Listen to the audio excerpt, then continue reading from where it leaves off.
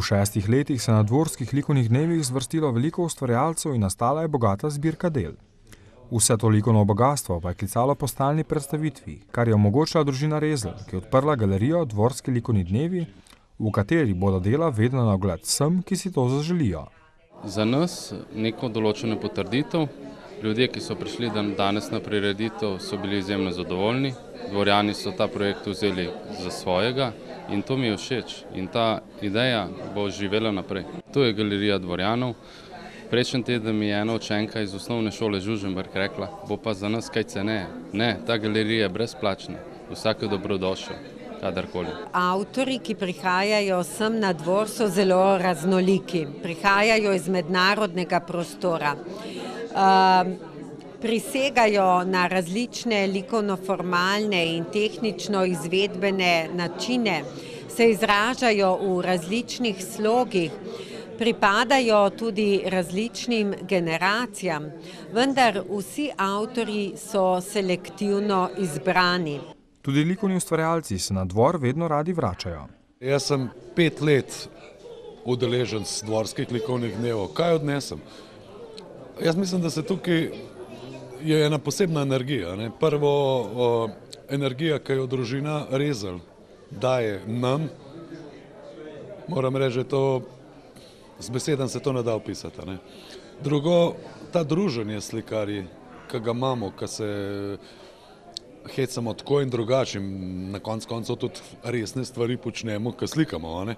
Ampak preprosto to je en tak teden nabit z energijo, hkrati je pa čist sproščena. Ne? Galerija še zdaleč ni pridobitev le za Rezljive, ampak za celoten kraj, za Suho krajino in širše. Do sedaj je bilo 51 različnih ustvarjalcev na Dvorskih likovnih dnevih in danes v tej stalni zbirki, stalni razstavi, se od vsakega avtorja prikazuje eno delo. Iz Dvorskih likovnih dnevov je nastala ta galerija. Dejansko Dvorski likovni dnevi so kot nek oče in dejansko ta oče je potreboval hišo in to hišo je zgradil in sedaj so tukaj razstavljene ta dela. Dvor s to galerijo stopa v središče likovnega dogajanja, kajti danes so le redki kraji, ki lahko ponudijo tako široko odprt pogled na, lahko bi rekla, svetovno, predvsem pa evropsko likovno sceno. Torej, v galeriji lahko vidimo segmente, vidimo posamezne avtorje, ki pa nam dajejo dovolj pomenljivo informacijo o tem, kakšna pota ubira sodobna likovna umetnost. Sanjska in hkrati drzna zamisel Rezljevih je tako postala resničnost. Jaz bi rekel, klobuk dol. V tej naš držav, ko vsi vemo, da za kulturo ne bi noben dal nič, imajo oni pogum odpreti galerijo. To je gotovo še veliko, sploh ne vem, če je drzen ta prava beseda. Ja, strašansko so pogumni, srce imajo, upajo si, ampak z dobro voljo se da zelo, zelo veliko narediti. Posebnost kolonije je tudi v tem, da ima ustvarjalci na njej proste roke. Dvorski likovni dnevi nimajo nikakršnih omejitev. Vsak posameznik lahko izrazi tisto, kar čuti. Tema ni predpisana.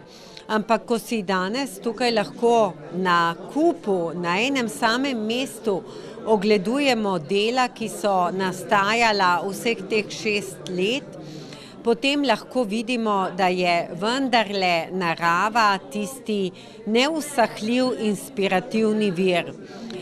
Torej svet zunanjega, ki ga pa vsak skozi svoj notranji pogled doživlja in potem likovno interpretira na svoj način.